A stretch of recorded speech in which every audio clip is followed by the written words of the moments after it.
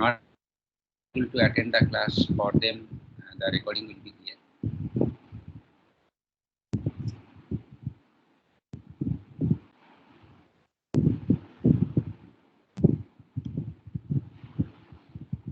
Okay, some of you have already started recording. That's good. Now let's start the class.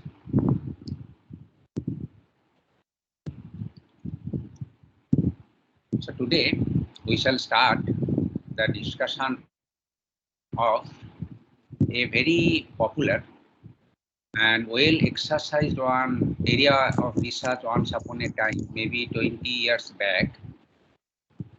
Actually, in 20 years back, when the machine learning concept coming into the market, and many researchers, right, involved in this field so that they can develop many good ideas. So far this classification problem in machine learning is concerned, there is a huge research effort, right? And as a consequence of so many attempts, there are many machine learning algorithms have been evolved. We have learned support vector machine for an example. Now there is another on competitive algorithm. It is called the decision tree based concept. Now here I just want to mention one thing. I just want to mention one thing. Each algorithm, machine learning algorithm, you understand? Each machine learning algorithm takes an input. This input is called training data set. Now, the algorithm, that is the machine learning algorithm, it is called the learning algorithm, try to learn a model, right? So, given a training data set, a machine learning algorithm build a model, and this model is to take unknown data, and based on the learning, this unknown data will be classified into a class. So this is the concept. Now in this concept, as you see, machine try to learn a model. That is the important thing, and we are learning this concept actually. So in case of SVM, machine learns a model. What is the model equation? Model actually in the form of a mathematical equation. That is Wx plus b equals to 0. It is the form. So machine learn a model. This means machine learn the different unknown parameters to fix the model. So here the unknown parameter w and small b. Wx plus b equals to 0. Okay. So model, it is a very simple form of the model which appears to us in the form of an equation. Right? Similarly, if you say linear regression, you have learned about it. So there is also, we try to build a model, and that model takes the form either y equals to x plus b, where a and b are the unknown parameters to be learned, or ax square plus bx plus c, whatever it is. So these are the unknown parameters. So machine learn a model means it first learn what sort of model structure it is and what are the unknown parameters to define that structure. So this is the main idea. Now, what are the different learning algorithms which we have covered? So it is linear regression, non-parametric based approaches, and then support vector machine or k nearest neighbor algorithm. So many different algorithms that we have learned. They try Bayes naive classifier, for example. All of them try to build a model in the form of an equation or an expression. In contrast, there are some machine learning algorithms which build a model. Model is not in the form of an equation. Rather, model is in the form of a graphical structure. That is, model will be built which looks a graph structure. Possibly you know what do you mean by a graph, right? A graph is a collection of nodes and edges. So there are a number of nodes and there is a connectivity from one node to another node, but there may not be any connectivity also. So this is the node and the connectivity information constitutes a graph structure. Now there are several algorithms which develop model in the form of a graph, out of which decision tree induction is the one technique. You possibly know neural network based classification technique, artificial neural network based classification technique. That technique is also, you know, build a graph. So it is actually a model in the form of a graph. Rather, we can say it is a graphical model. So decision tree actually is a graphical model. So we shall learn about decision tree. Decision tree concept actually it is not possibly it is not a new concept to you. Anyway, even if it is a new concept, I will clear the idea. So what is a decision tree? That is a very important thing that we have to answer first. Then we shall discuss about how such a decision tree can be used to classify data. So this is the main task that we are going to learn in today's and maybe in another class next day. And then there is obviously an algorithm that is called the machine learning algorithm. That means the algorithm how it can learn a decision tree. Decision tree is a model. How, right, a model that is a decision tree can be built. So this is a learning algorithm. We shall discuss how it is possible and we will illustrate it. So these are the three important concepts which are an introductory concept.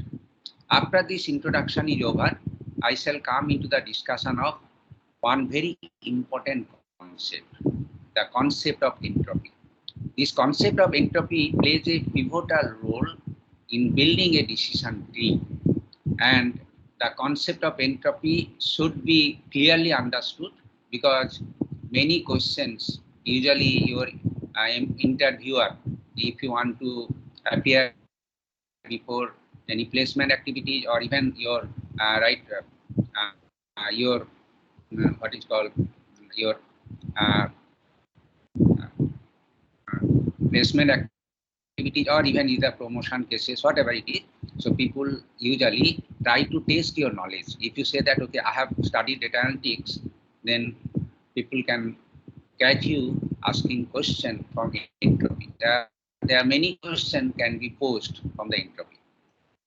So concept of entropy needs to be very clearly understood. So that is why we will discuss this concept. And so far the machine learning algorithm to build a decision tree is concerned, there are many algorithms known in the literature. But as the time is limited, so we shall not be able to cover all the algorithms, but three algorithms. Those three algorithms are called the pioneering algorithms in this field, namely ID3, CART, and 4.5. So we shall cover these three algorithms so that we can understand how a graphical model like a decision tree can be built given a training dataset. So this is actually plan of the discussion, and we will go slowly little bit so that you can enjoy the discussion and then you can feel confident about this concept. Now let's come to the discussion of decision tree. Actually, decision tree concept is rooted in the field of digital logic. Many of you are from electronics background, so possibly you know what is actually a Boolean table is. Or Boolean table, you know, it is also called the truth table. So here, in this figure, right? In this figure, this actually shows a Boolean table. Now, in this Boolean table, A, B, and C, they are called Boolean variable. What is the meaning of Boolean variable? They take, yes, please. Actually, there is a noise. Noise from my side. Actually, from my side, there should not be any noise. I just ask other people if they can mute their microphone. I think we shall be able to minimize the noise. Actually, I'm in a totally isolated room, and from my side, there's should not be any noise. Could you please check the other people? They may have opened the machine. No, sir. No other one have opened their mic. Actually, it was of mic problem of yours only. Sir, actually, I think you have switched on the fan in your room. That's why the noise is coming. Okay, I can switch on the fan.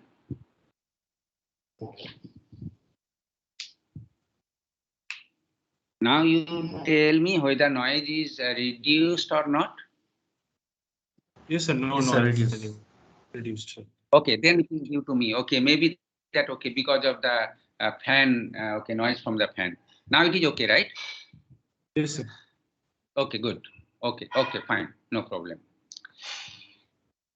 Okay, I was discussing about the decision tree. As I said, it is rooted from the concept of Boolean truth table. Now, here this is an example of a Boolean truth table which I have displayed here. Now, the Boolean truth table, Boolean truth table comprising with certain set of Boolean variables, for example, A, B, C, and depending on a logic. So this Boolean variable takes any value of 0 or 1, right? Because it is the Boolean variable, so they can take either 1 or 0, or it is called the true or false actually. And then depending on the combination of their values and the logic structure, it will give an output. So here, for example, if A equals to 0, B equals to 0, C equals to 0, output is AM0. Now, these output are again the Boolean output. That means it can give you either 0 or 1. I just mentioned M0, M1, M3, and this one. For example, possibly AND logic. AND logic, say 3 input AND logic. So 3 input AND logic, it is like this. So it is 0, 0, 0. That means it will be 0. And 0, 0, 1, it will be 0, right? And like this one, and it will be 1. So AND logic structure, it is there. All are 0, right? And the last entry is 1.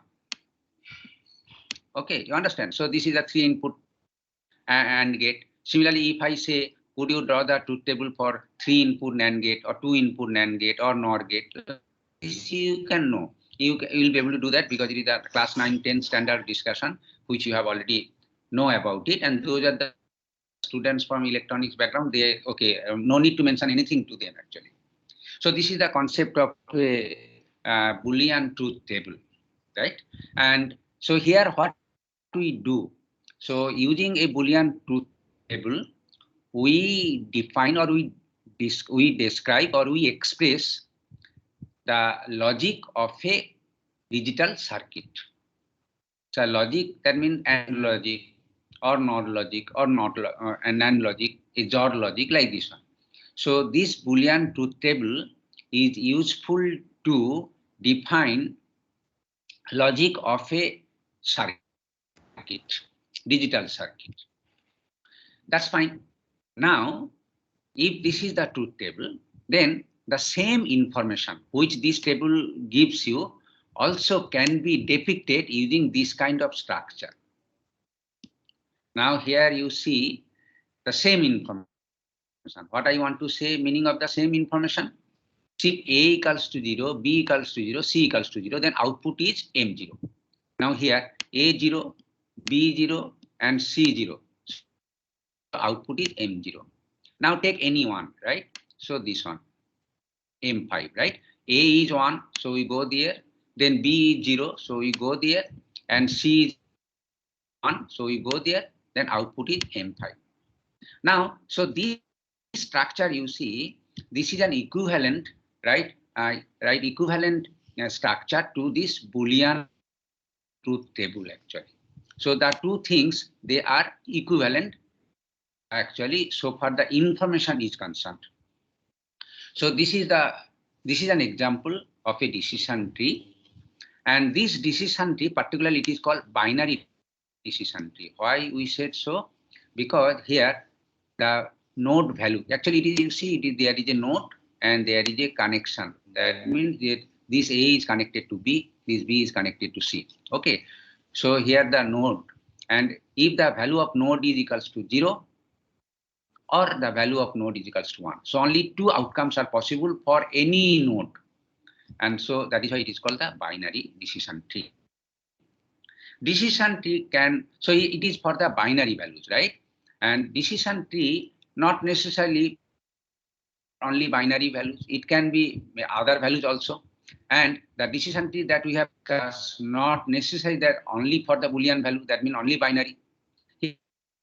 Example 9.2 gives a decision tree with any continuous value, right? Any continuous data, say any numerical data.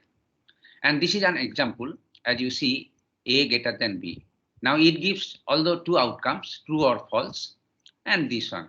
Now what information this decision tree can portray to you, anybody can tell or anybody can guess it, what information it is giving. Now it is again a binary decision tree. It is a binary decision tree with outcome A and B, but it takes the numeric data. It is not that Boolean data. So here it is not the node comprising the Boolean, right? Node comprising any numerical values, A greater than B or A less than B, whatever. Now, so this actually gives the information that decision tree here represent all possible ordering of A, B, C, given that, okay, ordering we want to have in an ascending order. Okay, so for all possible values of A, B, and C, it will tell you what are the possible ordering that is there. So it actually, this decision tree helps us to sort data if three data that is given to you. So it is actually decision tree solve a problem. So for sorting is concerned. Now again, if I ask you to, if there are 4 numbers to be sorted, definitely we can extend the same idea and then we can have little bit larger decision tree. So this is an example of a decision tree. Now the decision tree that we have learned so far, it satisfies certain characteristics. I will discuss one characteristics or each characteristics one by one.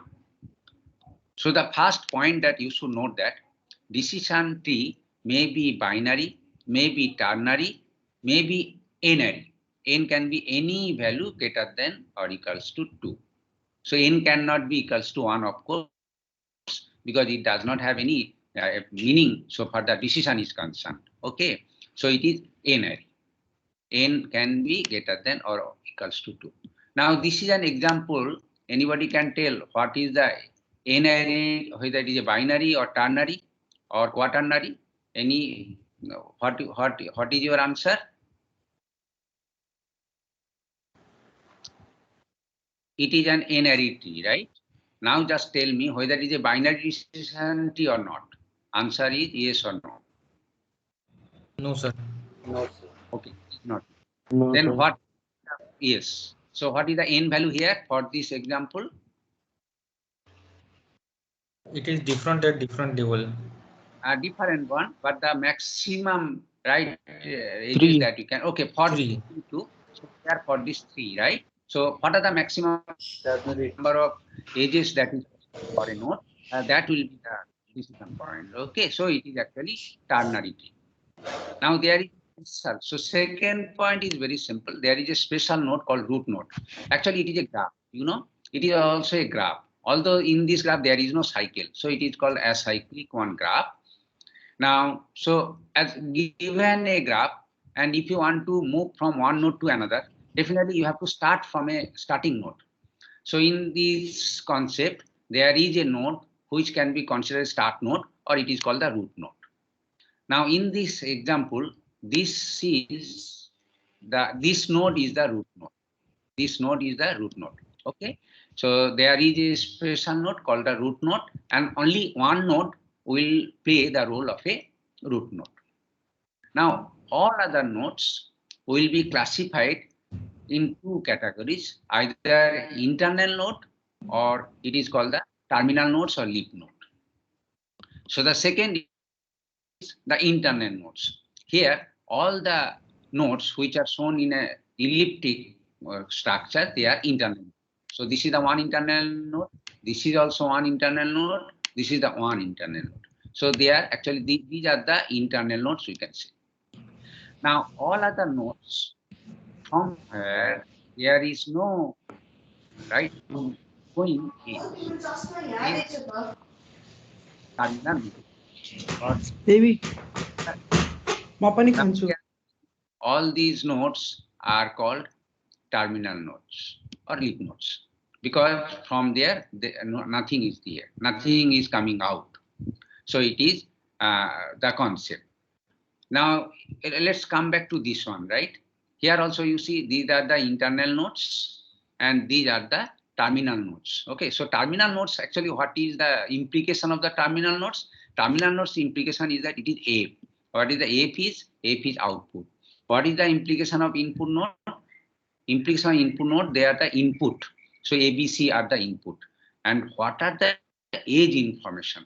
Age information says that for a node, what will be the value of A, depending on there will be an outgoing right connection. So it is actually age. So outcome for a value, if it is gender, gender can have two type of outcomes, male or female. If gender is female, then this is the one outcome, and if gender is male, then this is another outcome. So ages represents the outcome that a node can have. So that is why the next point is that age of a node represents the outcome for a value of that node. Okay, and very important, that is very important one characteristics, that for any by a decision tree, if you traverse from root node to any terminal node, no one node value should be repeated more than once. So there will be no repetition. I can go back here. Here, for example, if you go, this is the one path.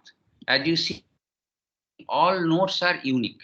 Similarly, if you go this path, all nodes are unique, or this path, all nodes are unique. Now here, if you go here, A, B, C, all nodes are unique. That means A, B, C. There is not that it is B again, or it is A again. Okay, so all nodes are unique. If you say any path, you can get it. All nodes are unique. All internal nodes, rather, we can say they are unique.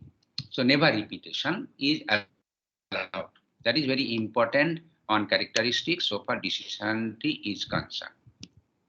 Now the next question, next characteristic is that whether this decision tree is unique or not. I shall discuss about the uniqueness property of a decision tree in a detailed right form, but I want to mention here that decision tree, how we can build it, or rather we can see how this decision tree obtained, right? What is the logic that I have followed to build such a decision tree? Now, the logic, whatever you follow, based on the logic, right, same problem can give many solutions. That means if we have to build a decision tree for set of nodes, internal nodes and outer nodes, right, then it can give the different tree. This means that the decision tree not necessarily be a unique structure. Actually, for the same set of data and then connectivity information, there may be many decision tree also. Now, for example, here, if height is this side, if I reverse it, gender is M this side, F this side, then this will give you another structure. So it is a different decision tree. Or for example, if the starting node is not gender, if we start with height, then it will lead to another decision tree. So the decision tree for a same information set or input, it can be different decision tree that you can have it. Now, the question is that why we should learn the decision tree in so much detailed way. Our objective is to classify data. Now we shall discuss how a decision tree can help us to solve a classification problem. Now here is some clue that how it can be. Now internal nodes are some attributes. Now I want to say again, what is my problem? My problem is you have given a training data set. This is a training data set. Your training data set is defined with number of columns, right? And the last is the class level. Now number of rows are also there. There is the total number of data that is there in the training data set. Now here, this is A, this is B. Say these are the attributes. This is C, and this is the output attribute. So it's a class level, right? So this is your training data set. Now, so far this classification problem is concerned, the attributes A, B, C, they will be considered as an internal nodes. For example, if we consider this is the decision tree for a training data, from that we can understand that the training data will comprise with, with two attributes, gender and height. Next is very important that needs to be followed. Age are the values of the attribute. A, say A is a binary attribute, then it can have any two values, right? Only two values, say 0 and 1. Now B, suppose a numerical value. B, suppose it is age. Then age can be varied from 1 to 100. Then what are the values of the ages that it is possible? B can have any values from 1 to 100. So it is actually 100 array decision tree. Now, if all attributes are binary, then it is binary decision tree. If any one attributes are with, say, n different possible values, the range of values can be n, right? Then it has to be the n array decision tree. Okay. Now here for an example, gender. Gender is a binary attributes, so it has only two. But height, as you see, height can be any value. It is an infinite possible values are possible to represent the height of a person, for example. So in that case, actually, you see the number of arity of the decision tree will be infinite, but we cannot deal with the infinite set of possible values there. Then we can do something little bit called grouping the value. Here we have done the three grouping: age less than 1.8, age in between 1.8 and 2p0, and age is greater than 2.0.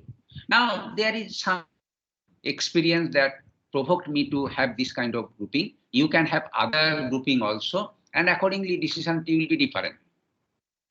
So here height, although in a continuous data type, and it has a infinite set of values for this attribute, then we can do something reasonably to reduce the number of arity of the decision tree. So in this case, we have done three, the height values is divided into three groups of values, and then accordingly three array of that decision tree is there. Now the final thing that is external nodes. What is the external nodes? External nodes are the outcome, or it is called the output. Here, for example, if gender is female and if height is less than 1.8, then we can say that this data is the output with small. So small is, we can just classify all the past peoples, right? Whether they are small height or medium or tall. So small, medium, tall. These are the three different class level we can see. Okay, small, medium, and tall. So if one data that actually follows this, but gender is male and height is greater than 2.0, then we can classify that data as a tall data. So external nodes are the class level actually. So here the class level that you can have, they will come here. Now here you can understand, if this is the input given to you, and if you can build this kind of decision tree using some method, whatever it is there, then that will help you to any unknown data if you give it, decision tree can be consulted and you can tell that this unknown data belongs to which class. That is the concept. So decision tree, if we can build it, then it can help us to classify data. Now here you see the decision tree, it is like this one. So it is actually our model. And we build this model from this input training data set. Now here the question is that how such a tree or a model can be built. And this model, as you, okay, you can understand that this model is in the form of a graph structure. Here is an example. This is one little bit complex example. And this example, as you see, it consists of number of training data. So here, one example of human, python, salmon, and then porcupine, like this one, okay? And these are the attributes: body temperature, skin cover, whether gives birth, aquatic or not, aerial creature, has legs, hibernate. Okay, so there you can see 7 attributes. So these are the different record. These records are defined with 7 attributes are there, right? And this is the class level. And the class level is either mammal, reptile, fish. That is the amphibian. These are the different class level. Now for each attribute, there are, okay, these are all categorical attributes, as you can understand. So this category, body temperature, can have only 2 values, warm or cold. Skin cover can have only 2, say here, or scales or figures, so 3 values. Give birth is a binary yes or no. It is like this. Now, so this is your training data. Now this is your training data, and you can understand that this training data actually I have collected from the animal kingdom, and to classify the different vertebrate into which class. They can be mammal, they can be reptile, they can be amphibian, or they can be fish. Now, so this is the training data that is given to you. You have taught that, okay, these are the training data and this is the characteristics. And now a dragon is another unknown animal that is given to you. And you have to classify this dragon into which, whether it is a mammal, or it is a fish, or it is a reptile, or it is an amphibian. Or another example says shark. So in which category you should classify the shark, whether it is a fish or bird or others. So this is the problem, right? So it is essentially a classification problem. Now, if this is the training data you consider, and if you can build a decision tree, that decision tree will help you to classify any unknown animal that is given to you. Now here is an example. Based on this training data set and one algorithm which I know right now, but you don't know, I built a decision tree which look like this. This is the decision tree which you build based on your training data, right? So this is a graph structure. Now is another unknown animal, say Gila monster. It has the different attribute values as it is shown here. So this is the data by which the unknown animals is characterized. Now we have to decide which class it belongs. So now here you see this decision tree can be consulted. Body temperature. Body temperature is cold, so I can go here. Then I can say it is non-mammal. Then we can do some little bit, because non-mammal is not a class. There may be some other, right? So other attributes, skin cover, scale. Now the Gila monster, there is no scale. So this way it will come. And finally we can come to that whether it is a fish, or it is an amphibian, or it is a bird. Like this one.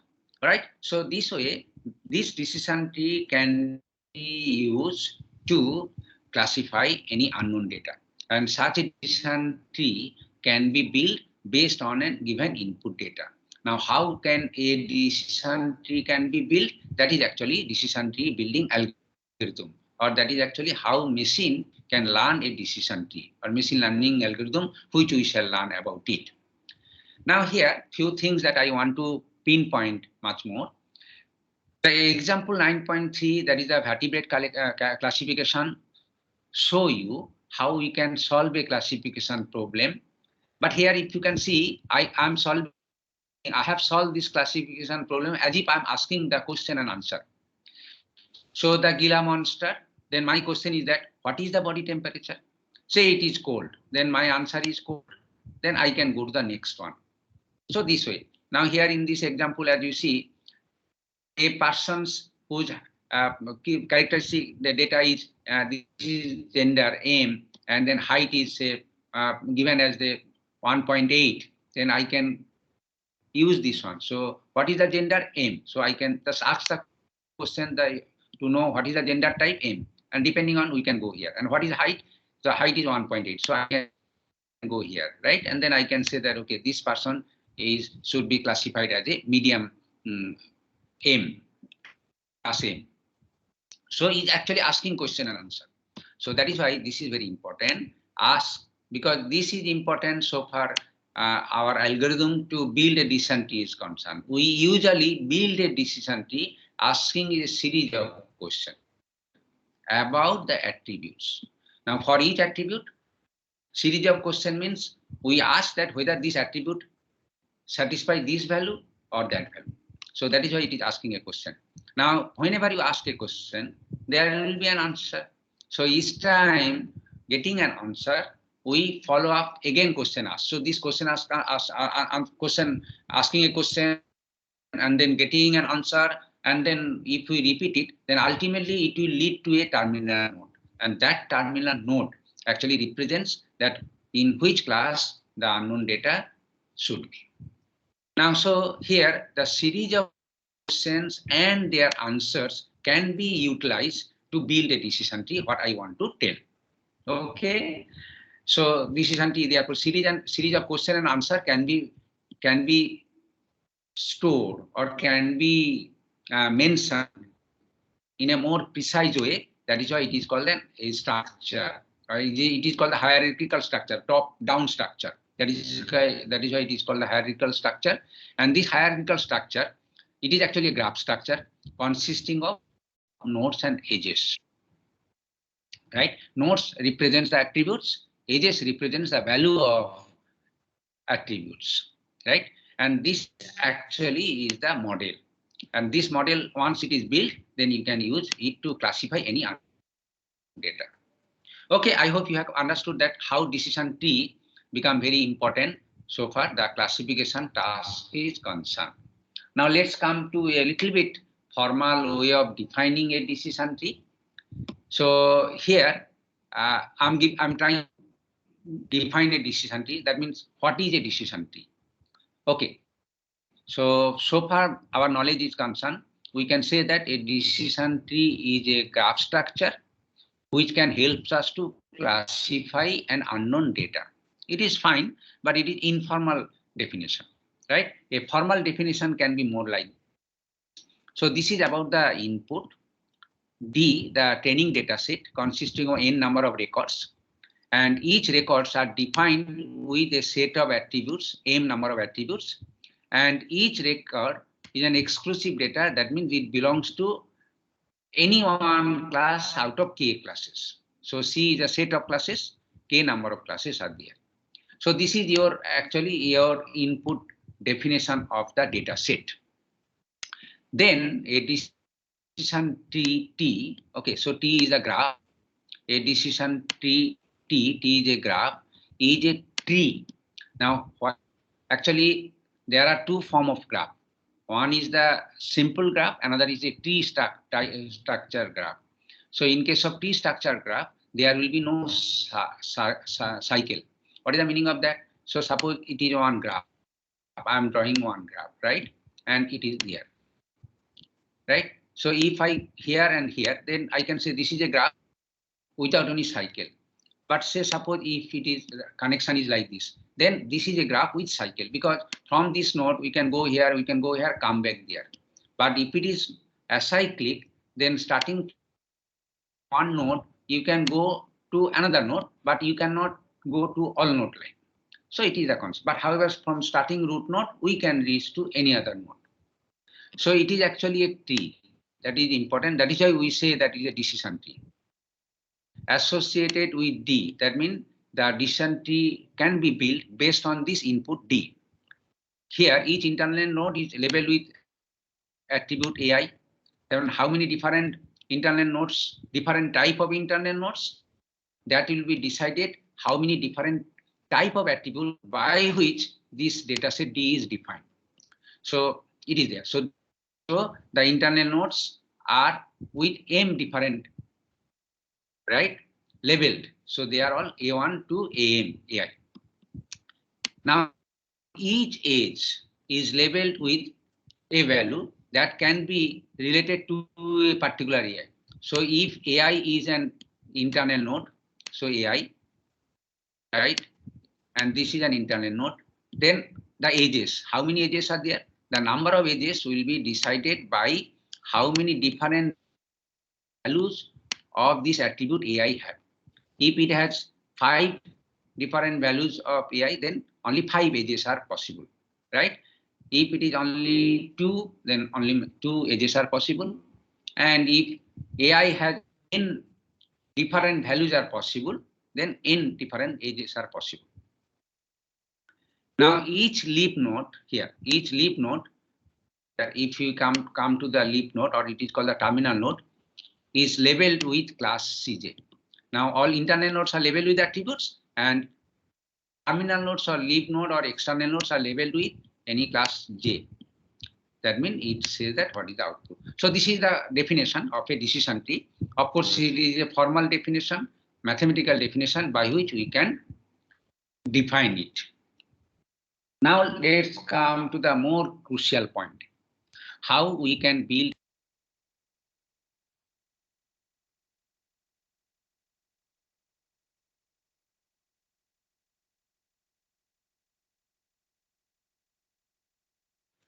So you're mute.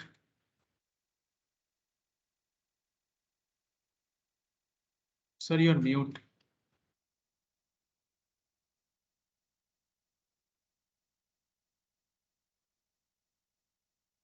okay, all of it become mute, right? Now it is fine. You can listen to me, right? Yes, sir. Yes, sir. Okay. Yes, sir. Okay, fine. Other people should, right? I think some of you are managing your. I didn't control the session today. Some of you are, I think, managing it. That is why it is a problem. Okay, please. All of you mute your microphone. That's all. But don't set the mute all option there, please. So if you set the mute all, then I will be muted then, right? Some of you, I think, managing this session, that you should not do. I forgot to write make it to only me. I have make it everyone. That is a problem. Okay, I'm telling about decision tree. We have learned about how a decision tree can be built. See, apparently this problem looks very simple. We can start AI, any attribute, and what are the different values possible according to ages. And if you go on breakdown manner, so this way ultimately it leads to a terminal node. And for all possible values of data that if we can take into account, we will be able to build a decision tree. But this problem, is not so trivial actually. It is a non-trivial problem. Why non-trivial problem? Because of the two reasons are there, right? The problem is non-trivial because of the two things. Your decision tree should be an optimum decision tree. What is the optimum decision tree? The optimum decision tree means the decision tree will be smallest height and as small number of internal nodes possible, and as small number of external nodes possible or leaf nodes possible. Then we can say it is optimum. So height is the one parameter.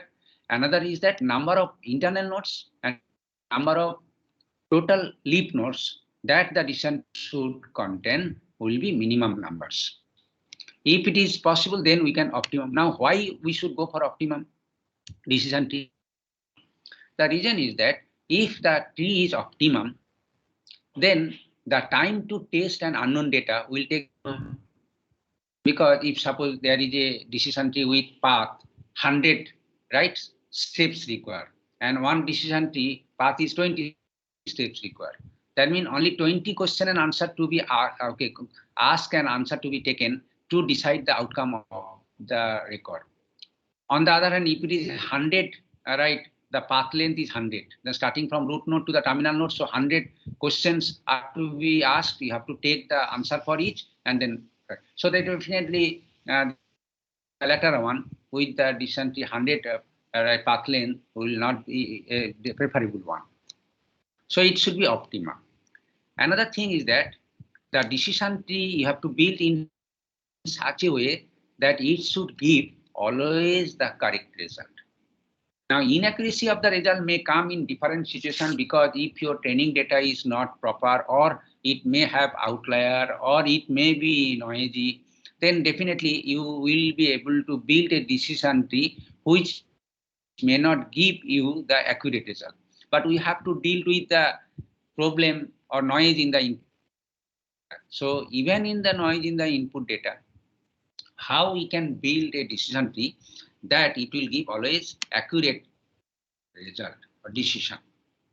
So this is why the problem that is to building a decision tree is not it is a non-trivial problem. Now, to solve this non-trivial problem, people have followed two approaches. One approach, it is called the greedy approach. Greedy approach is a very simple approach. This approach is called a top-down. It is called a top-down, recursive, and divide and conquer approach. A greedy approach is usually characterized according to this decision tree: top-down, recursive, and divide and conquer. Now, possibly you don't know what is the meaning of recursive strategy, what is the meaning of divide and conquer, what is the concept of top-down. So those things, if you don't know, then you will find it a little bit difficult to understand what is the meaning of greedy strategy. But when I'll discuss next slide, then you'll be able to understand what is the meaning of top-down, what is the meaning of recursive, and what is the meaning of concept of divide and conquer. You will be able to understand very easily. Okay, I'll illustrate it. So these are the very simple strategy, the greedy strategy. It works fine, but it is not necessarily always try to give you optimum T, or maybe it can give you some decision tree which can, for some data, can give incorrect result also. So as an alternative to greedy strategy, people have proposed a different algorithm. For example, ID3, C4.5, and then CART. These are the algorithms very popular. These are the algorithm very popular, right? So these are different variations of the overall greedy strategy. So greedy strategy is the basic strategy, and following this basic greedy strategy, there are certain modifications proposed in algorithms ID3, C4.5, and CART. So definitely we shall learn what modification the ID3 proposed, what modification C4.5 proposed. But first of all, we have to learn the greedy strategy first of all. So our next slide actually tell the greedy strategy. So this is actually called the algorithm BuildDT. BuildDT means build decision tree. Now what is the idea? I can tell you. So input, as I say, it is input is your training data set. So you can start with that. This is the input that you have. Your training data set is defined with set of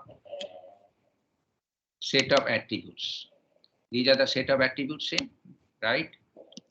And the last is a class level. So, and it is defined with set of attributes A, B, and C. Okay, and their set of attributes are there, and there may be many records are there. So record 1, record 2, and so n number of records are there.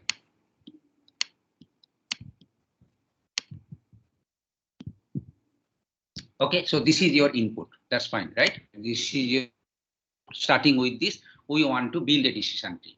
For example, you can recall vertebrate collection classification like. Now, so this is actually, we can say it is the decision, the database D or training data set D. Now from here, we want to build a decision tree, that is actually we want to give a tree. So what is the first idea? Idea it is that here you see step. If all tuples in D belongs to the same class Cj, what is the meaning? All tuples mean all records. So this record. If this record belongs to the only one class, all the records belong to only one class, then terminate. No need to do, because then any data that is given to you, you can say that it belongs to that class only. So it is actually trivial things. but it is actually called the terminal condition. I will say that that means this process is a repetitive process. So this may come sometimes actually. Anyway, so this is the termination condition, step 1. Now let's see what is the procedure actually so that we can reach to a termination condition. Right now, we can actually starting point actually it is there, right? So this is actually your starting point should be select an attribute AI. Say let us say I select the attribute B first. Randomly you can select. Okay, you can start with A, you can start with C, or whatever the attributes are there, you can start that, no problem. So select an attribute AI, any attributes AI. We can select the attribute B. So this B actually will be your starting node. So that is actually root node. Okay, in this case, right? And then you see, once you select a node, then the next task is called partition. So first is the select state, that means select an attribute, and then second is partition. What is the meaning of partition? See, for B, they have many values, say B1, say C set of values, say B2, and say B3. These are the three different set of values that by which the attribute B can be defined. Then we can take all the records for which the attribute B having value B1. So this will give you a small data set. So it is A, and B, we should not, even if we write B, so it is B. Then what will happen? For this data set,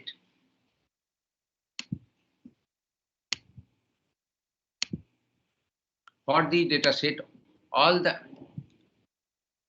values, this is also record B1, and this is right, all the record having the value B1. Okay, so all the records have the value B1. So if you select the B and then the outcome is B1, then it is there, right? B1. Now there may be another value also B2. So it is B2.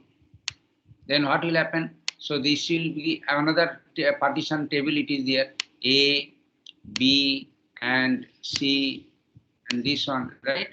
And for this B, it actually all the records having the value B2. Now there again, B can have another value also B3, because it has the 3 outcome. So it can give you another table A, B, C, and this Y. And for this, you see the all records for the attribute B has the value B3. Now here you see partition, actually this D can be partitioned into D1, D2, and D3. In this case, 3 partitions. But if your attribute AI has P different number of values possible, then it will partition the input data set D into P number of tables or subtables, P number of subtables or subdatabase. So D1 to DP like this one. Okay, so this is actually called the partition. Now you can recall I told that this is a method called top down. Why it is called top down? Starting with this one, we write down to smaller one. So it is there. Okay, it is top to down. Then next is divide and conquer. What is the meaning of the divide and conquer? Let's see.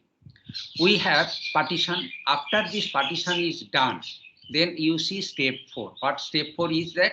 For each partition, for this one, we again repeat the same thing, build it. That means as if it is your input data set. Again, you can select one attribute which has not been selected. So A is not selected. So I can start again A. Then this can be a right node there. And from this start node, we can, again, what are the different possible value, we can go there. Okay, this can give you another smaller subtable. So as we go down, the size of the table will reduce. And finally, we can come to one side table when we see that for the output, all values are same. Now here, this build called, actually it is called the recursively, because the same thing will be repeated, but for a smaller data set. So it is repeated, and then termination condition will be here. When we can find one partition such a way that all the records belong to only one class, then we can terminate this case here with that class only. Say it is belong to the class Y1. So we can stamp this one. So this is why the algorithm that we have to follow, it is called top to down, and recursive means same thing we can call it again, and divide and conquer. Now why is the divide and conquer? Divide and conquer, the concept it is that initially you have to start with a very large data set, but you have to divide it into smaller one. So this is the smaller one, right? So each time you go down, your problem, that means problem to build the decision tree become the smaller problem. So that is why it is called the divide, and then you solve with the smaller problem, that is called the conquer. So this way, the technique which we call that it is a top down and it is a recursive and then divide and conquer. And this is the greedy strategy. I hope you could follow it, and you are able to follow it. Anyway, we will give more examples so that you can follow. So this is the basic concept, and this is the greedy strategy which we have discussed, right? And you have to understand this greedy strategy very nicely so that you can follow subsequent discussion. I hope you could follow it. Now, here the idea. Sir, I have one question. Yes, please. Sir, B1 will be repeated not for a single time. It will be more than one. B1, just like in the attribute B, capital B, there is B1, B2, B3. So B1 may be repeated many times. Actually, see, I can tell you, right? So you can see. So you select B here, right? B, then B1, B2, and B3. So here they can be filtered it.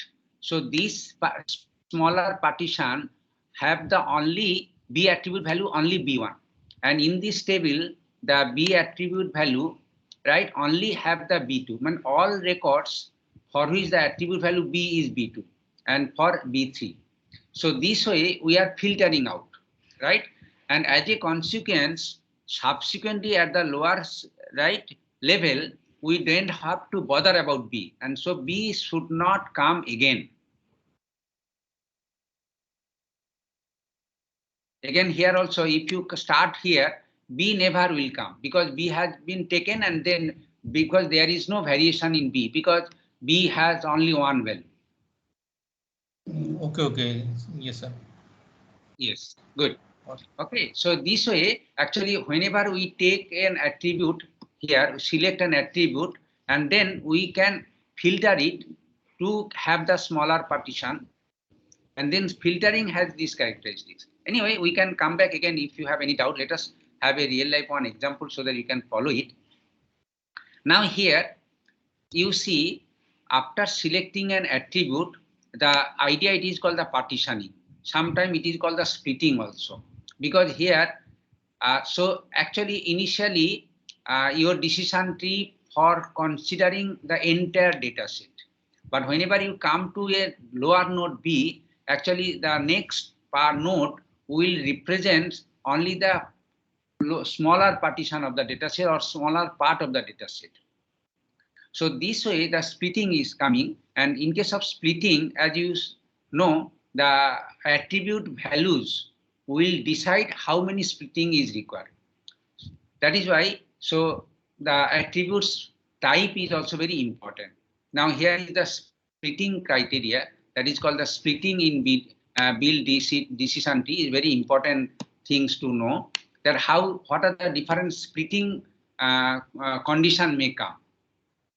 So first case is that if your attribute is binary, then it has only two outcomes, so two edges. So it is very simple and trivial. So only the splitting into two edges. A is a binary attribute. So this is a binary value 1, binary value 2. For example, gender, which is male and female, it is there. Now, if you can say that it is female, it is male, absolutely that is not an issue, but that ordering you have to maintain always.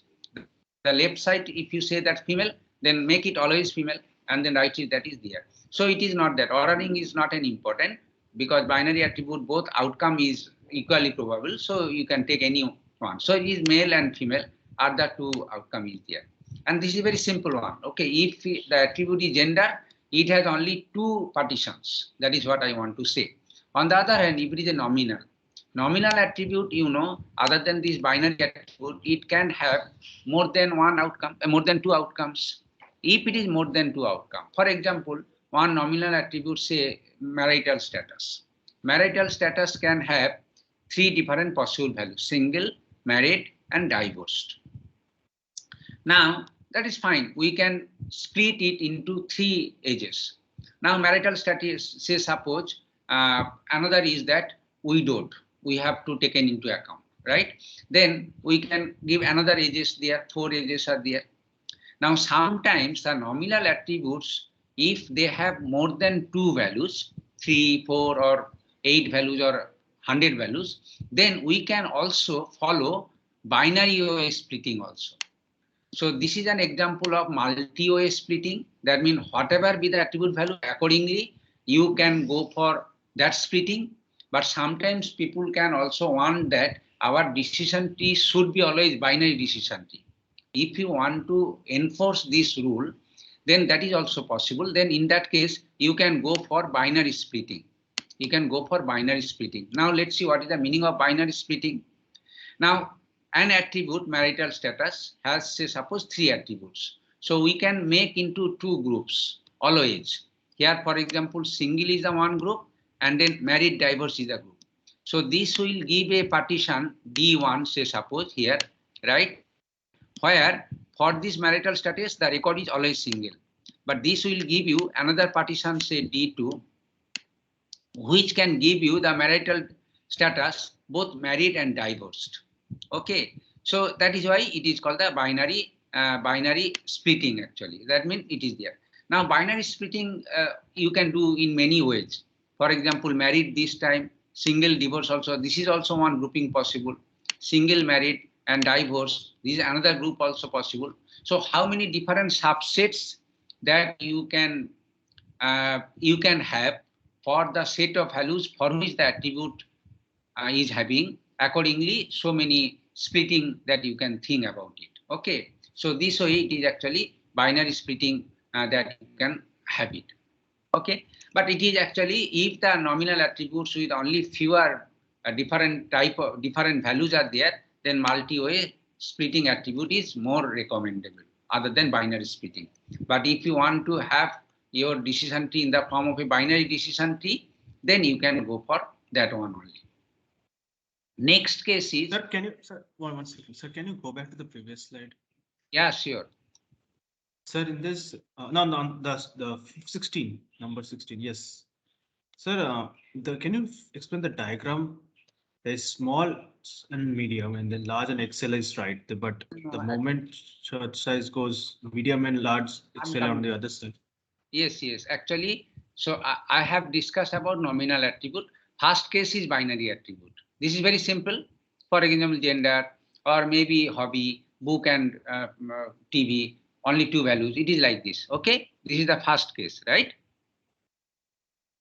Second case is nominal attribute.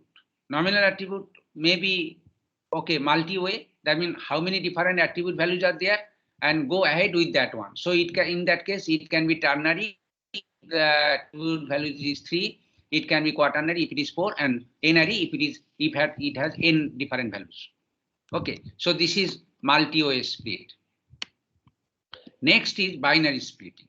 What is the binary splitting? Binary splitting means what are the set of values are there, you make them into 2 different groups, right?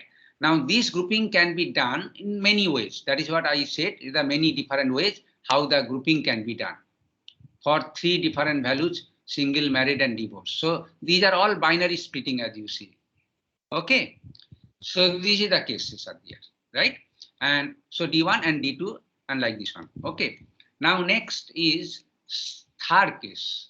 If it is ordinal attribute, they are all categorical, but ordinal means some ordering properties are to be forced there. Again, this also can be done in a multi-OA splitting. Multi-OA split is very simple. So this is the node, and if it has 3 values, then you go with that. So multi-OA splitting is very simple. You don't have to bother anything. But whenever you do for binary splitting, then you have to take care. See, here, for example, the size of the chart is an attribute. And it has small, medium, large, and extra large, right? So these are the possible values are there. Now, actually, this is an ordinal attribute, means so some ordering or rank, they satisfy it. So it is there. So this is the correct ordering of the ranking. But in between, if M is first, then S, then it is not the correct ranking.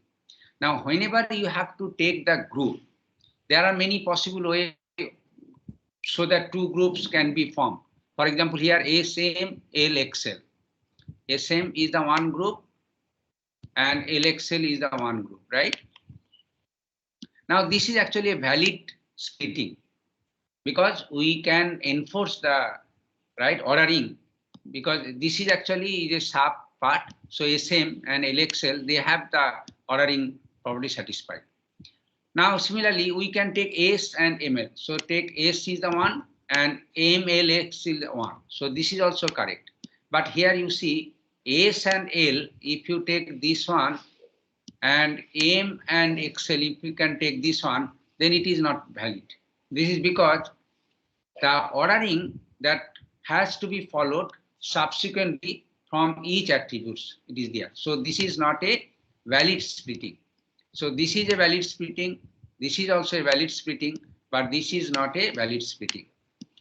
So whenever you have to go for binary splitting, for each group that you form, right, they should also have the ordering relation. Here actually ordering relation is violated. Okay, from these 2 groups, the ordering relation is violated. Okay, so that is why this one. Otherwise, okay, we can do the same way, the case 3 like for nominal attributes we have done in the same way. So, now, yes, please. Sir, in the previous slide, we can go from large to small also, right? XL, L, M, S. Yeah, we can do that. Yes. That is also we can. Next, coming to the point of numerical attributes. It is little bit, okay, difficult task. This is because, as I said, numerical attributes, say age. It can have many outcomes, many values. If we consider discrete values, even also very large values, continuous, then infinite possible values are possible there. So if the numerical attributes are with discrete or continuous attributes, the problem becomes very difficult. So far, building decision tree is concerned. However, we can do it again in the form of a binary way or in the form of a multi-way splitting. Now, if you want to do a binary way, say suppose your range of values varying from 1 to 100. So binary splitting means the idea is that take the value 1 to 49 into one group and 50 to 100 in another group. So here V is a deciding point, whether for 50 or it can be 30, 70, that depends on. So actually it is actually density or distribution, and based on the distribution you can take a splitting point so that your decision tree can be little bit balanced form. Okay, so you can split into 10 and then from 1 to 10 and 11 to 100 also. That also splitting is possible, but possibly this splitting can lead to a imbalanced decision tree. I am taking a balanced decision tree means both sides they have the same set of number of nodes and edges like that. Anyway, so we can decide a attribute value V, and based on this attribute value, we can imply this condition of splitting. If A greater than B, then we can go to the partition D1. If A greater less than or equals to B, then we can go to the partition D2. So 2 partitions binary way, and that partition will be decided by selecting a what is called the splitting value. So it is called the V. So splitting value, right? Now, so this is the binary OS splitting. Now we also can do multi-OS splitting. What is the multi-OS splitting? Idea is very same. Instead of 2, we can group into say 4 different data set. So it is say V1, it is V2, and it is V3. Now, so this is the attribute A, right? Now, if the attribute values is less than V1, then we have the partition D1. This can give to the partition D2, this can give to the partition D3, and this can give to the partition D4. So it is like this. If the values of A starting from say it is V0, right? And it is say Vn. So if the values of A in between V0 and V1, then go to the partition D1. It is the splitting is like this. That means we can have the smaller data set D such that for all values of all records for the attribute A, line values in between V0 V1. Similarly, this is another partition D2 where all values of the attribute A should be in between V1 and V2, both exclusive. Okay. Similarly, D3 where D3 for all records in this partition D3 and for the attribute A, they have the value in between V2 and V3. And similarly, D4, the 4 partition. So this is way the 4-way splitting. You can go for 5-way splitting or N-way splitting. Then accordingly, N different groups can be decided here. Now, as an example here, age, there is a binary splitting, age greater than 30. So this will be one partition. And if age less than or equals to 30, then another partition. On the other hand, 3-way of splitting, age in between 15 to 30, age between 30 to 50, and age greater than 50. So the different partitions that you get. So if the numerical attributes are given to you, absolutely splitting is not an issue, and accordingly you can go for that one. Now let us come to an. Sir, I have one doubt. Sure, please. Sir, unlike ordinal attribute, in numerical attribute we can we choose just like less than V1 and greater than V3? Less than V1 and greater than equals to V1. V3. Yeah. V3, yes. sir. Less than V1 and greater than V3. No, not like that. Here you see. Not possible. I can tell it again. Say suppose this is your all possible values of attribute A. Okay, and you can do 3 what is called the partitions, right? It is like this, right? And so this is actually the starting point of the value. So it is actually V0. And this is the one range, right? Is it V1 and it is the V2. And this is the right. That means this attribute A has range of values from V0 to V3. This is clear? Now the splitting that the one splitting will be one splitting say D1. One splitting will be say D1, where D1 consists of all the records for the attribute A. It is A, right? So that all the records as the value here in between V0 and V1. Okay, so here for example, A attributes if it is in between Vi and Vi plus 1. Here actually this is the, if it is I, so it is I plus 1, it is like this, okay? Got it? Yes, sir, got it. So it is actually less than one side is inclusive, another is exclusive. It is like this. That also you can do in different way, less than and greater than equals to, that also you can do it anyway. So this is the general things actually, okay? Similarly here, the partition will be if A is greater than V1 and less than equals to V2.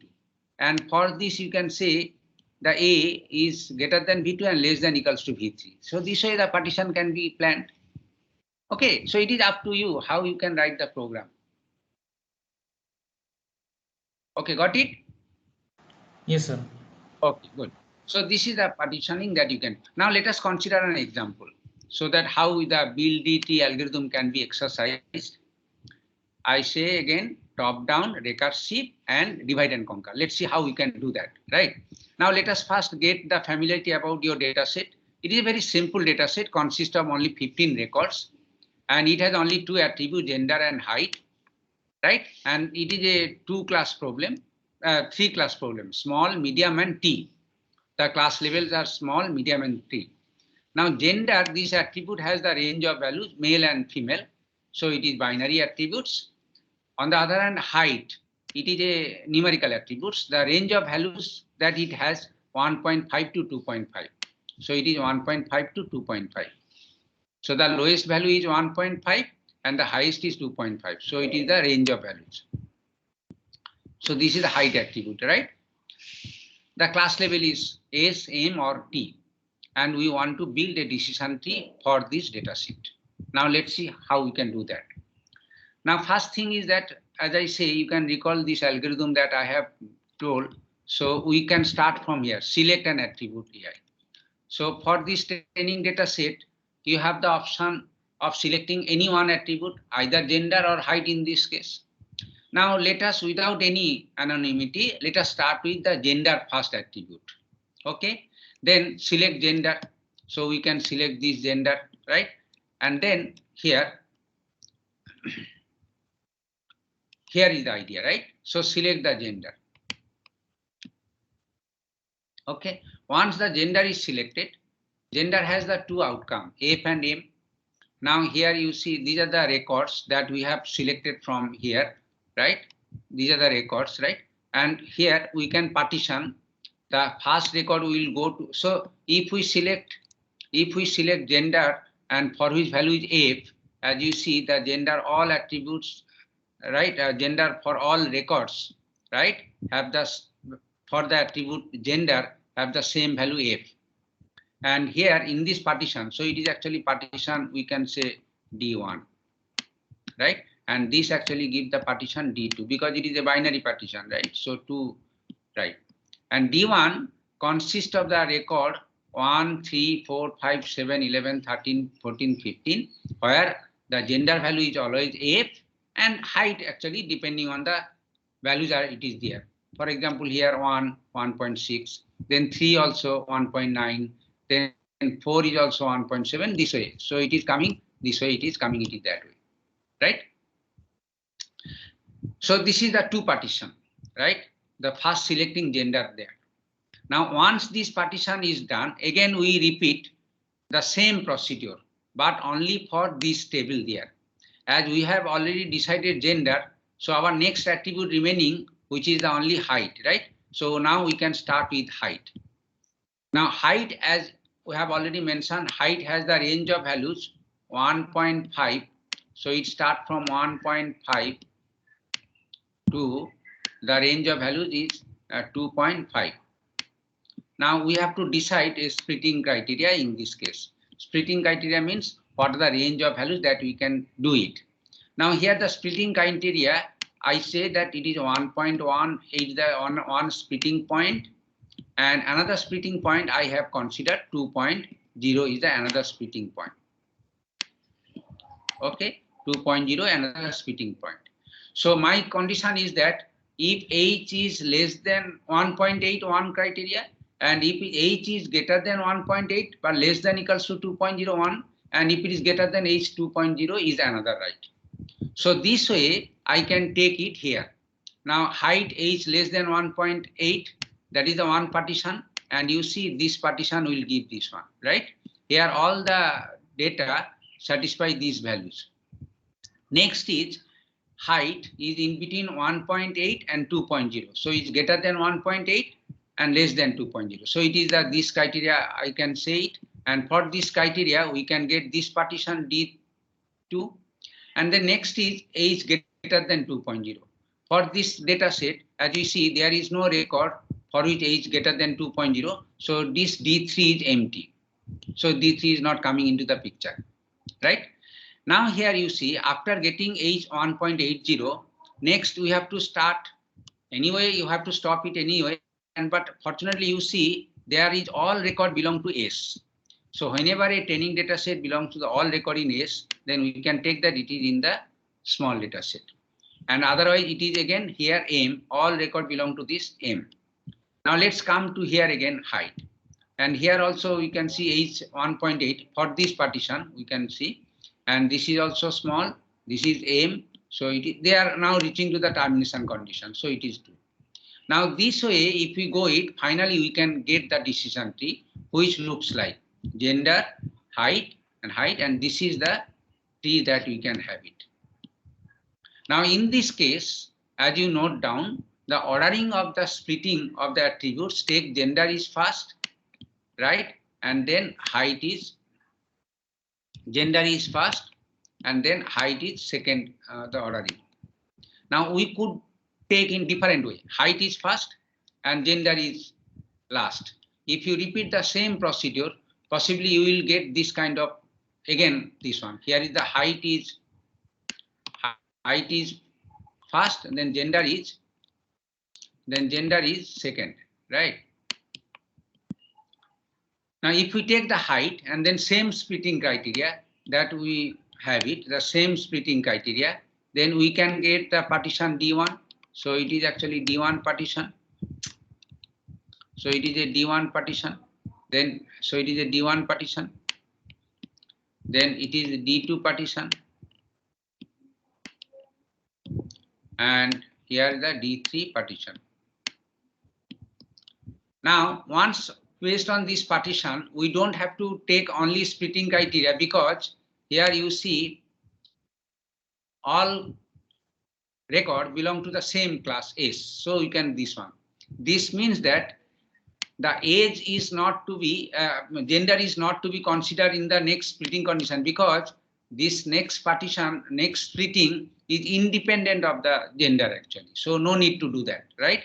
Because we reach the termination condition. Once we reach the termination condition S, that means if height is less than 1.8, then irrespective of the gender quality, they will be classified as S.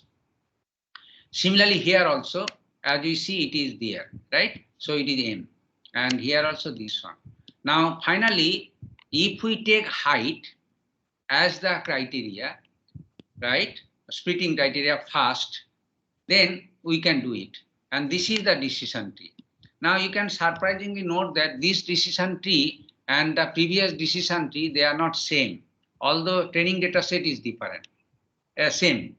So training for the same training data set, but having the different splitting order of the selecting of the order of attributes gives rise to the different structure, different decision tree. In this case, this decision tree is not optimal actually, but in this case, this decision tree is optimal. And one more information that this decision tree says that classification problem for this input data set is independent of the attribute gender. So whether of the gender is M or F, it is independent, and then it will be there. So this is definitely an accurate, it predicts all the result accurately. This decision tree gives the same result, and this decision tree also gives the same result. But it is an optimum decision tree, and whereas this is not an optimum, non-optimum decision tree. But they will give you the same result. They are accurate. You can check with any unknown data and then use this decision tree to classify it, and use this decision to classify it, you will get the same result. So they are giving the same result, but in a different way. One is in an optimum way, another is non-optimum way. Okay, so this is the idea about the concept. Now here one important question arises, that what should be the criteria so that we can select the attributes that leads to build an optimum decision tree. Now this is a really, once upon a time was a really challenging problem. Now here is an example. You can write, if you find your time, then you can just work with this example, then you can understand here. This is an example, and in this example, so 4 attributes A1, A2, A3, A4 are there, and then there are 2 class problems, C1 to C2 only, and then attribute A1 has the 2 different values. Attribute A2 also 2 different values. A3 have the 2 different values again, and A4, they are all binary attributes as we see. Okay, they are all binary attributes like this. Now, even this is the simple one data set, right? And if you take this one ordering, A1, A2, A3, A4, it will give one decision tree. If you take any other ordering, say A3 is first, A2 is then A4 and A1, it will give another ordering. So how many different ordering are possible out of this A? So it is a 4 factorial, right? So different ordering that you can have it, right? A1, A2, A3, A4. This means that there are 4 factorial or 24 different decision tree that you can build depending on in which order you will select the attribute and then they will give it. Now, out of these 24 decision trees that we can have, all are same or equivalent. They are equivalent in the sense that they will correctly give the same result. But they are not equivalent in the sense that whether they are optimal or not. Some tree may be optimum, some may not be. Now here, then idea is that if you have the 4 attributes, then you have to build 24 decision tree. Now it is for 4 attributes, it is fine, but what will be the case when there is 100 attributes? So 100 factorial decision tree, and it is actually a computationally very right. It is actually it will go exponentially, right, as the number of attribute will increase, and then this problem is not solvable real time because it is an exponential time problem, it is called. So here one problem it is that how we can decide the attribute so that it will give an optimum decision tree, but in a reasonably solvable time. Now that is a question, and then people have answered this question, right, in a different way. To answer this question, the people usually follow the concept of entropy. Now, I hope you have understood the decision tree concept, how to build decision tree, and how a decision tree can help a classification problem.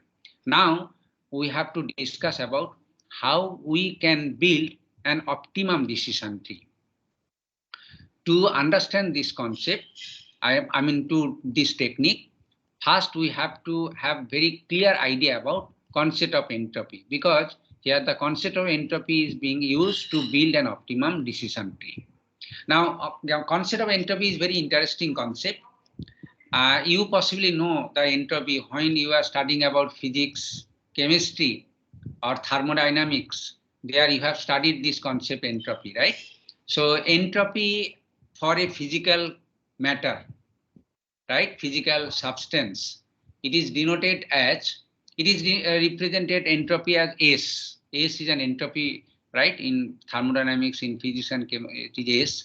And the formula for entropy, then calculating the entropy of a thermal physical matter, it is denoted as Q by T. What is the Q? Q is the heat content, how many calorie that the substance has, and then T is the temperature of the system. So then if say 100 calorie and temperature is 100 degree Fahrenheit, and then we can calculate S as the Q by T. Now it is usually change in entropy del S is equals to del Q by T. Temperature remains same, but if the calorie content, right, it changes, then the entropy will change. It is called like this. That means the entropy of a system is decided by how many heat contents are it is there. So this way entropy is very one important concept which you are already familiar to in case of physical matters. Now here, forget about this physical entropy in physics, chemistry, thermodynamics. Here you can consider the interpretation of or implication of entropy in different way.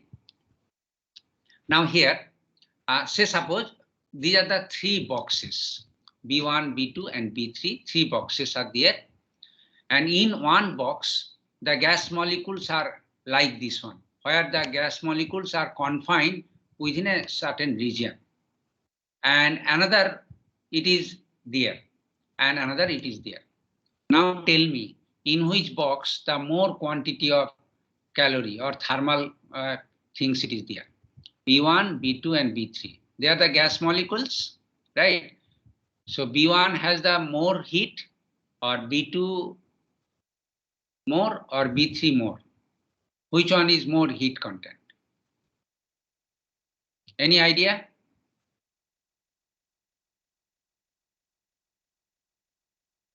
Sir, if molecules are same, then heat will be same for all box. No, they are not same. Molecules are maybe same, like oxygen gas or water molecule. But here you see. So the higher entropy will be the one on the far No, left. I'm not asking the entropy. I'm asking that, okay, 3 boxes, but the molecules are right in that way, okay, distributed.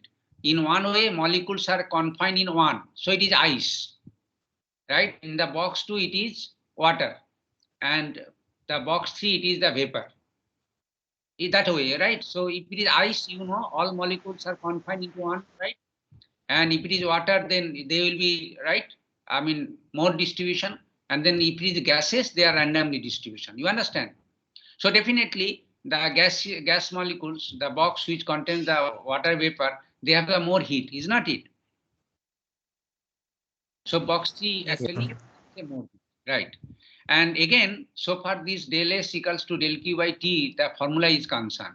Which has the more entropy? If I ask you, then answer is definitely which has the more heat content, it is the more entropy. That means the box 3 is the more entropy, is not it? This is clear, right? Yes, sir. Okay. Now, here you see, so box 3, the pattern, which is random, right? And box 2 is less random than box 3. And then in case of box 1, it is, okay, it is purely, we can say, not so random, right? So if we say the randomness is concerned, those having the higher entropy, the higher randomness. This is clear? Yes, sir. Okay, now let's come to here. So far this arrangement is concerned. This is highly organized one, or order arrangement, right? So stack of bricks. And here is also stack of bricks, but they are randomly organized. You understand? So it is one order stacking, and it is actually random, or it is less order stacking. Okay. Now, if it is random order, right, if it is less order, right? It is, for example, is a less order, right? They are basically, okay, it is arranged haphazardly. Then we can say that they are higher entropy. It is, for example, higher entropy. You understand? Now here, if they are less, okay, if it is more order, like this one is more order, then we can say that it is less entropy. You understand? Now, little bit here. I tell this definition, so far the randomness of the distribution of the molecule is concerned. If it is very much random, then they are higher entropy. And here again, orderness, so far the orderness property is concerned. If they are more organized or more order, then they are having less entropy, and they are less order, then or more or highly unorganized, then they are higher entropy. This is clear? Is it? Yes, sir. Okay, now let's come to this third scenario here. In this scenario, it is actually, magnets, right? So all the magnetic dipoles, if they are ordered, right? So it is actually, we can say they are ordered or more organized, right? They are more organized or ordered. So far this concept is concerned, we can say they are having less entropy, right? On the other hand, it is a magnetic material, but the dipoles are very arranged in a very random order, right? Then we can say they are less organized or more disordered, right? It is like this one. You understand? Now here you can see randomness, and then ordering, and then again organization. They are all actually defining one thing, whether less entropy or higher entropy, right? So, and here you see one thing, if you pick up any dipole, right? Then if I ask you in which direction this dipole is there, you can tell with more certainty the answer, right?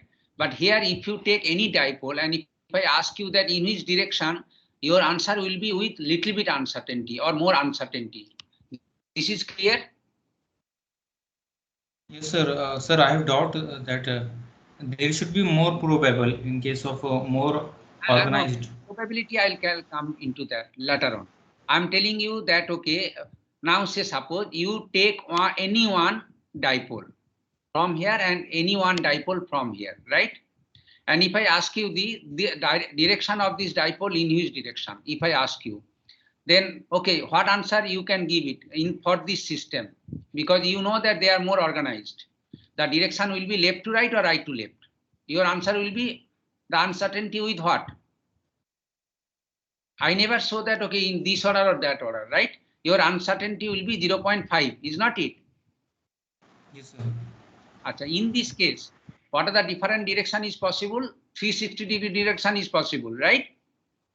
And if you can give the answer that, okay, in this order, then your uncertainty will be 1 by 360, right? Here 1 by 2, here 1 by 360. Yes, sir.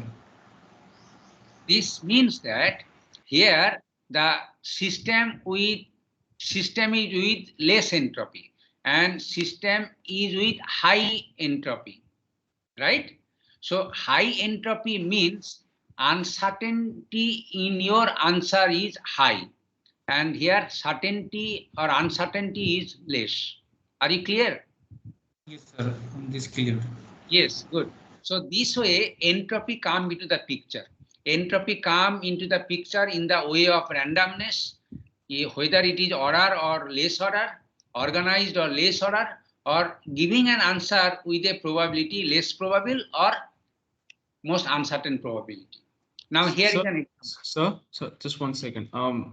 You Sure. say in the right one or left one Right? is high. Uncertainty is high in which one? No.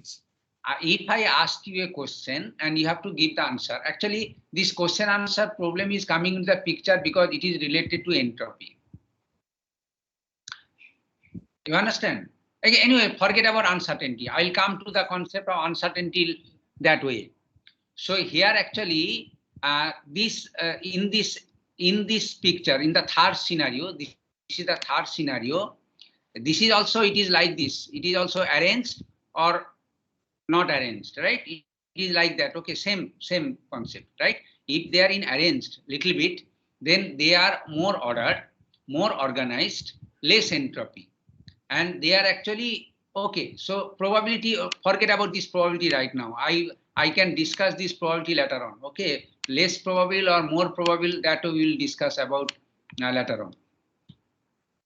Okay, don't think about the probability right now. It will a little bit okay make you complex. So I'll discuss this probability concept later on with more examples.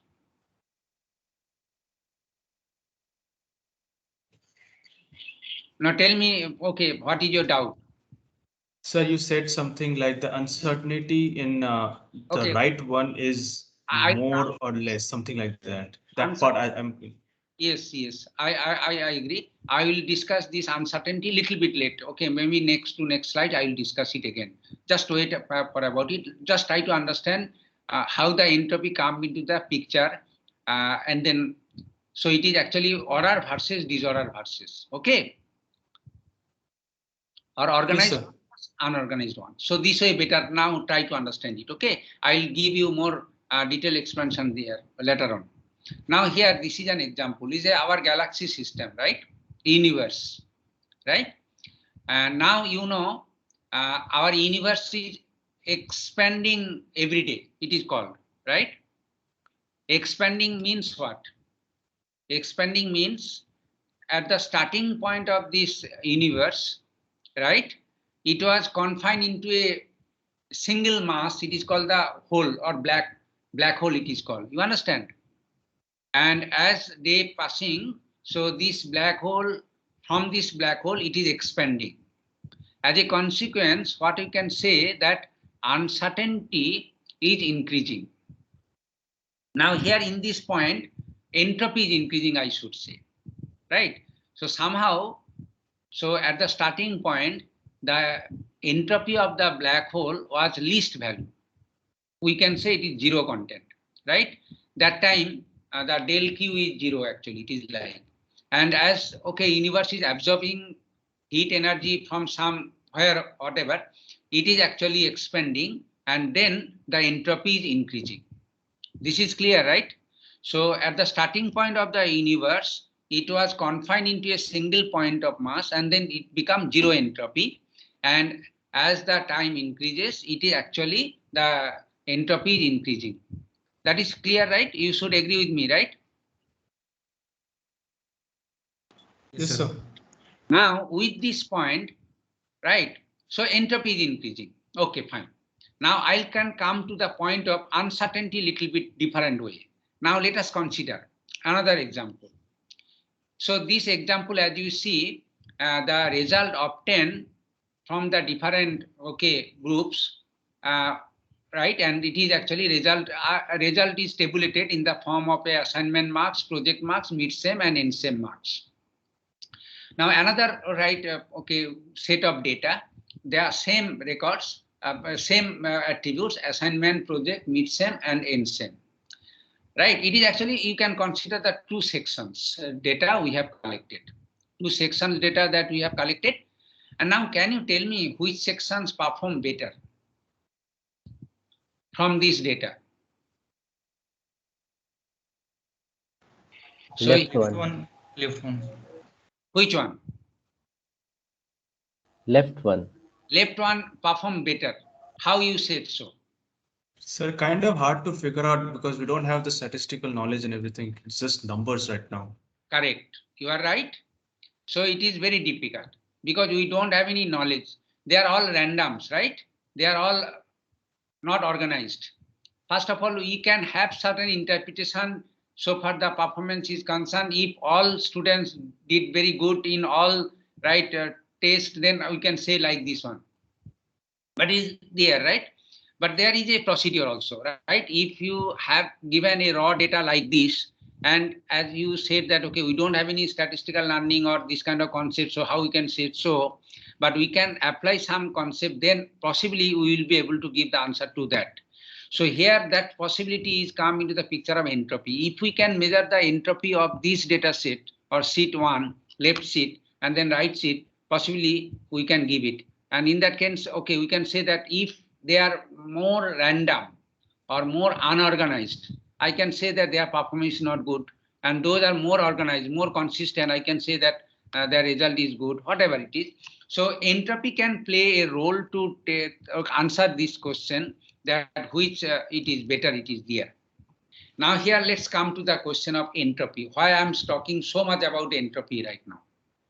Actually, entropy is not a new concept, a very old concept. It is around 1750. Okay, that time the entropy not 1750. I'm sorry, 1850. 18 century that time. So it is entropy was first time very become popular, and then it was applied in the field of information theory, right? So that time actually, we have to pass say message from one end to another end, right? And then to pass the message, people use some coding things. Coding means script, encoding like or decoding like concept. That means they can, they can jumble the message in different ways so that people cannot guess that what exactly the content it is there. So it is called cryptography concept. It is there. They use this one, and then that time they say that this is the message which nobody can break it. And this is the one message easy to break. I can tell you some text. You can say, can you extract any information from it? If you can do it, then it is fine. So message is weak. And on the other hand, if you say that, okay, it is very difficult to get the actual information that is there in the message, then you can say that, okay, that message is strong. It is like that. So in that concept, that is called the information theory concept, or that means how much information that you can obtain it given a message. So here also how much information you can obtain given a table of data. It is also same message, right? So this actually can be useful to help it. Now in this context, the idea is that you can get an information from a message if you are certain about that what the content in it, but you will not be able to get the message if you are not certain actually, if it is uncertain. So here the information theoretic measure of the uncertainty being used to consider the measurement of the data actually, or that training data. For example here, so what is the entropy? If I say this entropy is less, then I can say it is certain, and entropy is very high, then I can say it is uncertain. So our objective is that we can crack the message if we can see that message contains the entropy is very low. And if we cannot crack, then you can say that message content is very high. So uncertainty and certainty come in the way of, in the form of a message, whether this message is a some text message or message is containing some data that is used in our data analytics. Now here, so this concept, it is actually first time proposed by Shannon. So that is why it is very much okay. Shannon is a father figure of in this field. So far the concept of entropy in information theory is concerned, he first time applied this concept of entropy in information theory. So he actually measures the information content. Information content means how much information that you can have from the given a message. And he used this information content to send a message more efficient way. So if you want to send a message over a network, maybe it's a satellite communication, you have to send the message in terms of minimum number of data actually. So you can send the same message with minimum data, and you can send another message with more amount of data, then definitely the efficiency depends on if the same message but in with less amount of transmission time, then you can say that that is the efficient way of transmitting the system. So Shannon actually applied this concept of entropy in information theory so far this telecommunication system is concerned to this one. Now we'll discuss about this concept of entropy, and this concept of entropy in the in our data, so far the data is concerned, or so far the message is concerned. Now I can start with an example so that you can understand this concept better way. Suppose a crime. Okay, so here actually, if you read this slide, then you can understand that we read news. Why we read news? Because we want to acquire information. So we learn many knowledge from reading newspaper. We can learn knowledge from reading books from library. Even we learn many things from our nature. We can learn from our colleagues, from your friends, like this one. So we are information hungry actually, and we want to acquire information as much as we can. Why you want to do that? Because initially we are unrest, uncertain, we don't know anything, right? But if we know many knowledge, then you are a little bit your entropy will reduced, right? So we want to reduce our entropy. That means we are become cool, calm, and the knowledgeability is like that. Now this way also, one example that you can think about, say suppose one crime happens in a particular location. Then an inspector has to crack the crime. So who made the crime, right? So he came to the crime spot. So when he reaches to a crime spot, that time he does not have any information about the crime, right? So to him, it is uncertain. So we can say about the crime, so there are many uncertainties are there, or it is uncertain things to him. Then in order to make the certainty, what the inspector will do, inspector will select many witnesses who are there and here and try to ask many questions. Then he collects many answers, asking many questions.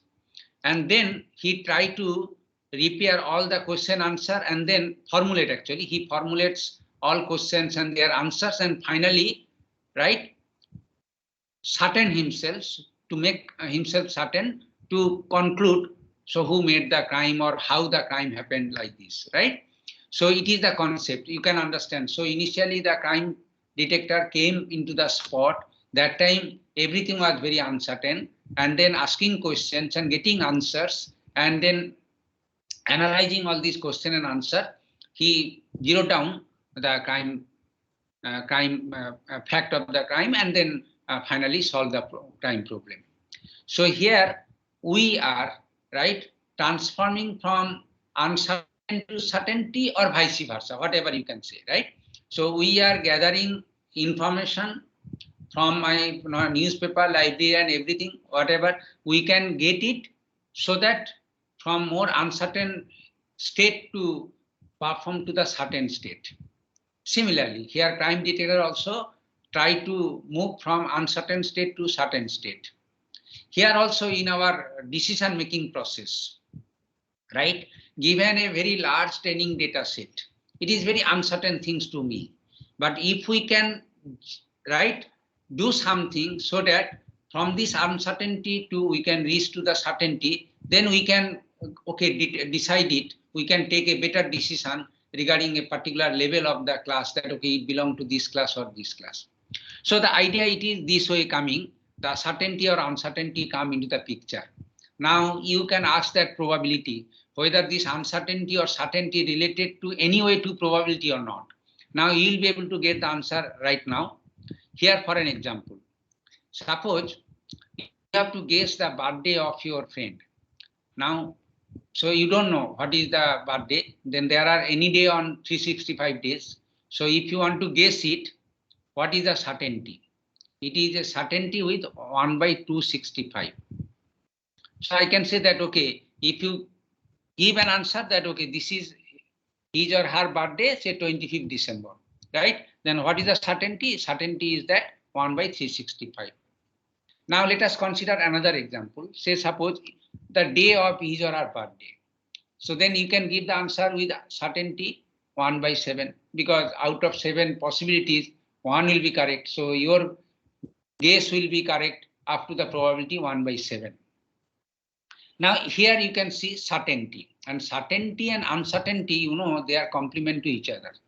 So you can say if it is certainty is like, then uncertainty 1 minus this, or vice versa, you can like.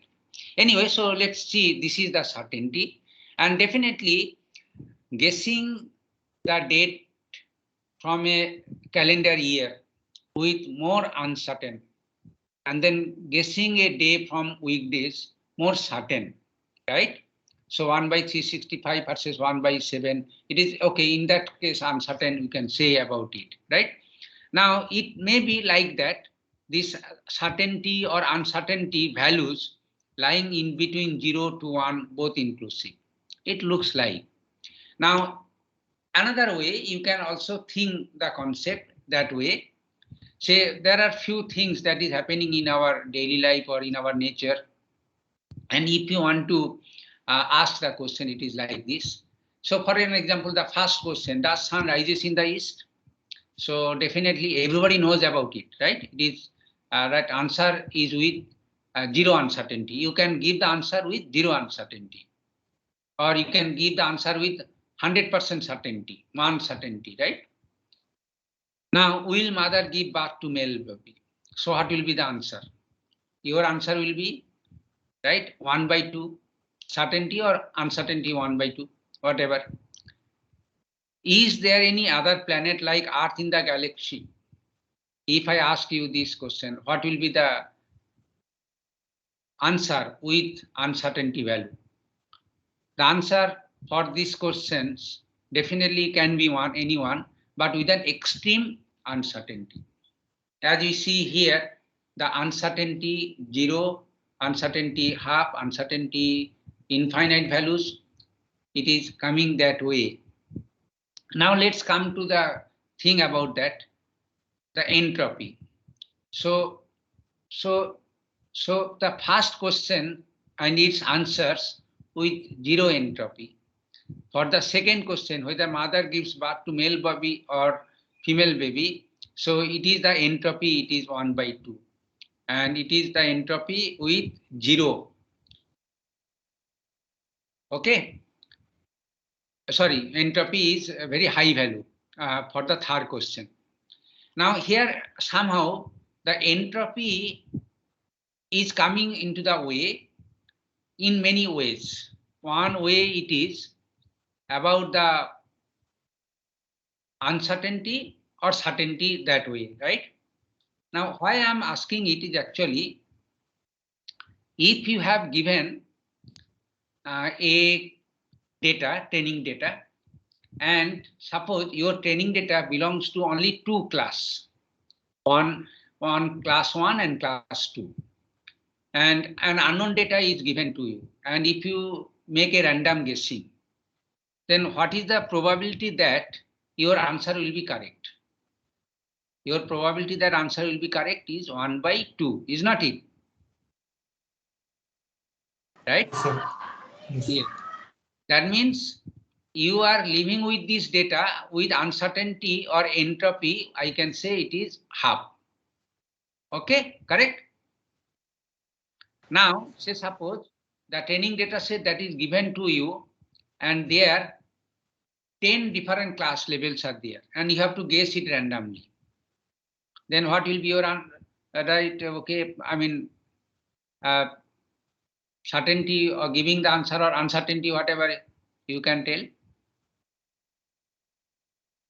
It is with probability 1/10, is not it?